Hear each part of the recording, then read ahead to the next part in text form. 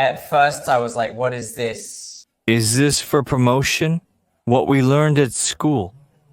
Only I who know am left out. And the poor people wander around. They're all over the streets, that's what I learned, but in dramas...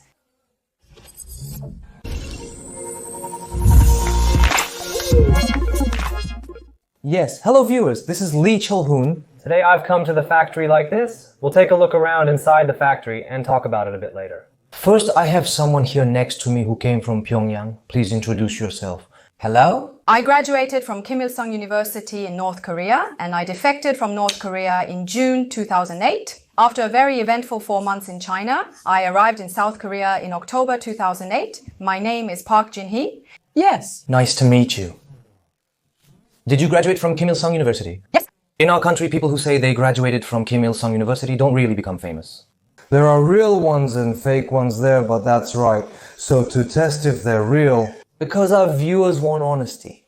They like that, just like that. They don't really like fake energy? They don't, that's fine, whatever. What departments and majors are there at the university? I'm in the Department of Economics, majoring in finance and banking. I graduated, and in the Department of Economics, There are 6 majors. among them... I graduated from the Department of Finance, which is considered the most prestigious. What year did you graduate? I graduated in 2005, I entered university in 2000, and attended for 5 years. From 2000 to 2005. 2005, that was when I was serving in the military. You graduated from university when I had completed 1 year of my military service. That's right.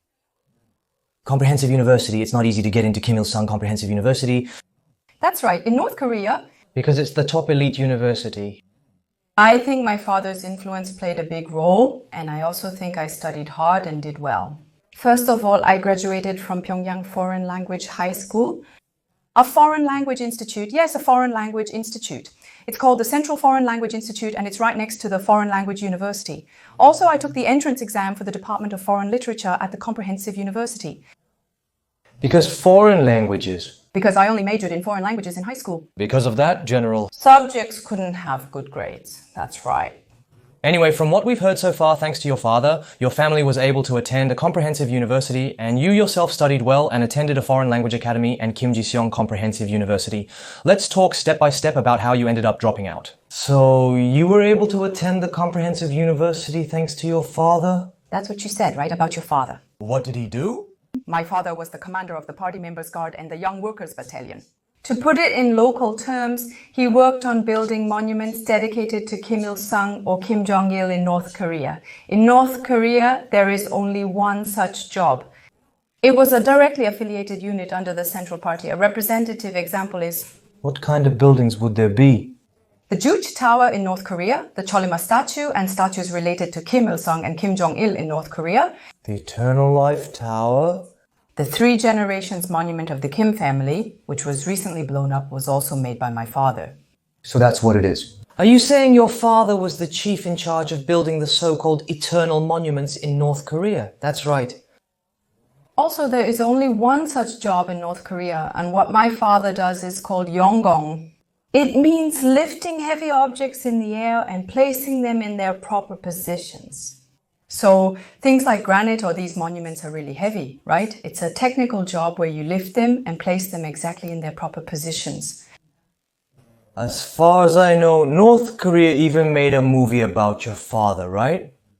There is a movie about my father, and there are also documentary films. Also, my father is a double hero and a doctor of engineering. Actually, during events when he wore a suit, he had so many medals that they hung down even under his clothes. I'm really curious about this story. Double hero. There's nothing particularly special called a double hero in North Korea. If you receive 1, you're a hero, and if you receive 2, you're a double hero. But becoming a double hero isn't easy. Kim Il-sung also became a quadruple hero after he died, and Kim Jong-il also became a quadruple hero after he died. That's what happened, a triple. He was a triple hero, but after he died, they gave him 1 more level of hero, so he became a quadruple hero. But right now, I don't even know if Kim Jong-un is a hero. I'm not sure. But he lived at such a high level, and you said your father even appeared in movies and things like that.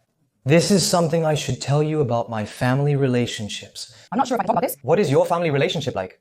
My father, my mother, then my older brother and me, there were 4 of us. My brother is still in my hometown. Both of my parents have passed away. I see, your father. He passed away in 2006, and when he did, Kim Jong-il even sent a funeral wreath. There was a state funeral, and my mother passed away first. My father was buried together with my mother, which would be like the national cemetery here. At North Korea's Patriotic Martyrs Cemetery. They were laid to rest there. Being laid to rest at the Patriotic Martyrs Cemetery means you're part of North Korea's true royal family. It's the absolute upper class beyond imagination. Out of 10 million people, well, maybe that's an exaggeration, even among 1,000, not even one would make it. It's more like 1 out of 50,000 who gets to go there. Place. Is enshrined there. So if we listen to your story, thanks to your father, you were able to study, attend a foreign language academy, and go to a university. Your father did those kinds of things, and that's how your life went on. But why am I sitting here next to you doing this interview right now? I am the most... Curious about that. Right now, Actually, I had no reason to defect from North Korea, and there wasn't any hardship that would make me want to leave. So it's not like I came here because of that. But anyway, I graduated from a university in China and did trade business there. While I was doing trade, I met someone, and that person asked to meet, so I went out to China. But there I was kidnapped and wasn't allowed to return home for several months. In the end, I didn't have the confidence to cover up that alibi either. so by coincidence, That's how I ended up coming here. I heard about this on Now on My Way to Meet You. Since that show might air before this video comes out, those of you who watched Now on My Way to Meet You will probably understand what I'm talking about. But since we can't cover such a long story with this camera right now, I'm only talking about the main points here and there, so I hope you'll understand. So then your father Passed away in the trading. business. by chance in China. I met someone, unexpectedly kidnapped that person, and said that they went missing in North Korea, so that's what happened. So actually, the hardest part about settling here was that I wasn't prepared to leave my family or to be separated from them. Also, since I was living well before I came, starting from the bottom and struggling like this is probably why it feels this way. Why do I have to go through this? Why am I only capable of this much? Because of that sense of frustration, it was really hard for me to let go and accept everything all the way down to the bottom. I spent a lot of time on that too. Alright then, let's go back to Pyongyang once again. When we come back to Pyongyang, you said you attended Kim Il-sung University. While you were attending Kim Il-sung University in Pyongyang from 2000 to 2005, did you know much about South Korea? I think I knew a bit about it since high school. Didn't I mention that I attended a foreign language high school? Back then, with my friends there,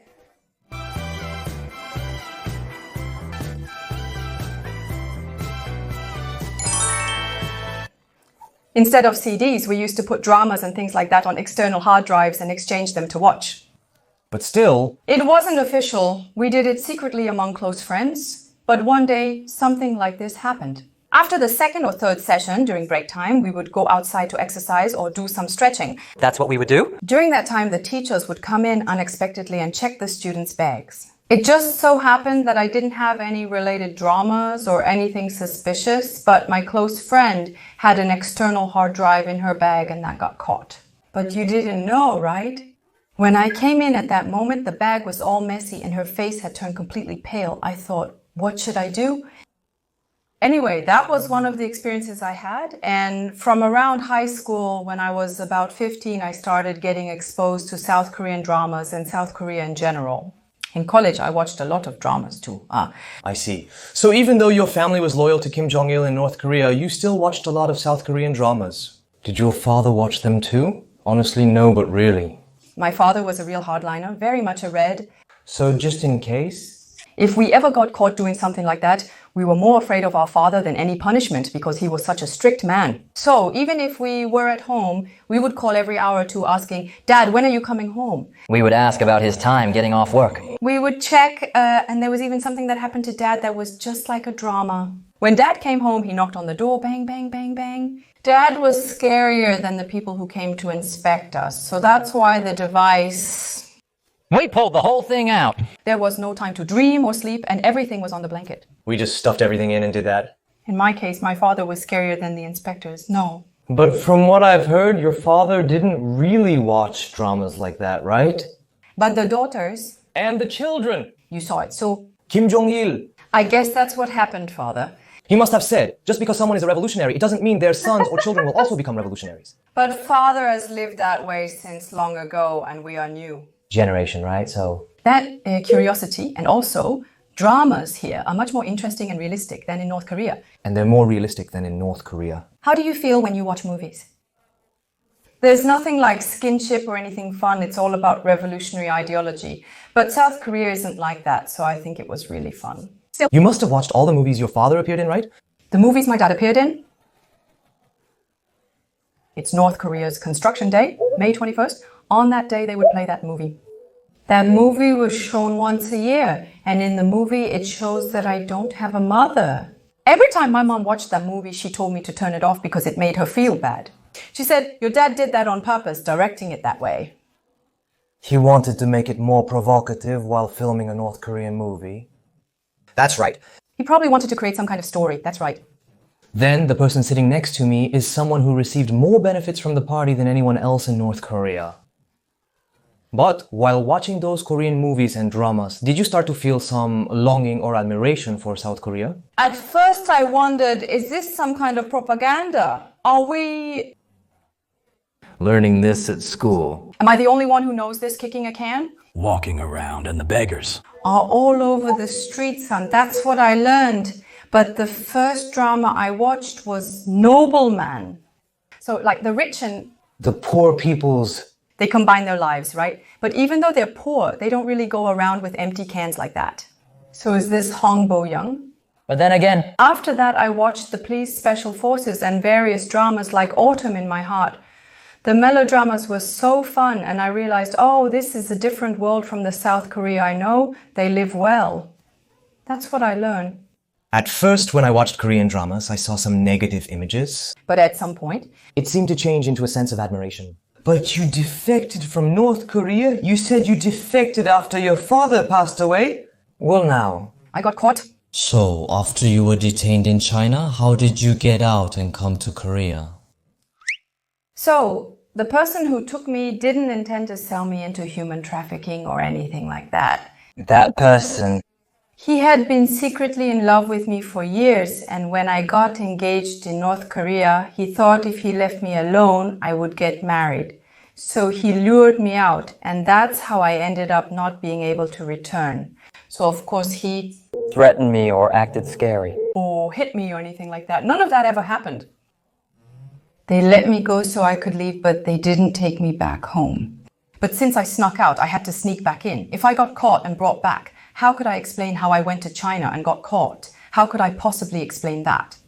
They said they'd take me back, so I waited, but they never showed up. I could only reach them by phone. Whenever I tried to run away and went to places like the train station, there were police everywhere. But I escaped from North Korea in June 2008, and in August, China hosted the 2008 Olympics. China is just like North Korea. They just bang on the door, and the police don't even have any documents like a house registration certificate. It seems like they just come in without a search warrant. I just thought I had to avoid getting caught and quietly go back, so I went out and came back in several times because I was afraid of getting caught by the police. In the end, after exactly a month had passed, I realized this was the answer. I can't go. What should I say about where I've been for a month?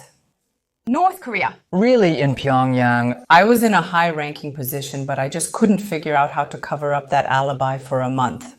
So when that person showed up and suggested we go to South Korea to get a family register, I couldn't help but be persuaded.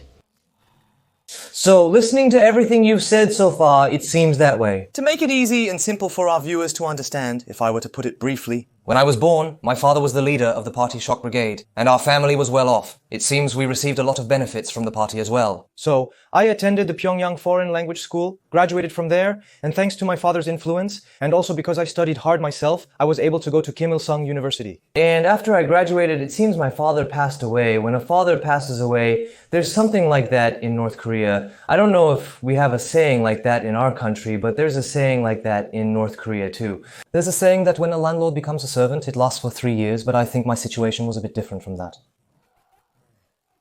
So I started working in trade and was doing business with China, and then a Chinese man I met there was completely captivated by the beauty of the person next to us. He lured her to China, and I think he kidnapped her. So she lived there, and since his purpose for kidnapping her was to marry her and live together, there was no issue of human trafficking or anything like that. It seems that through that process, she ended up coming to Korea. If you go back to North Korea, it's not easy to explain where you've been all that time. That's why instead of going back, she decided to come to Korea. Now then,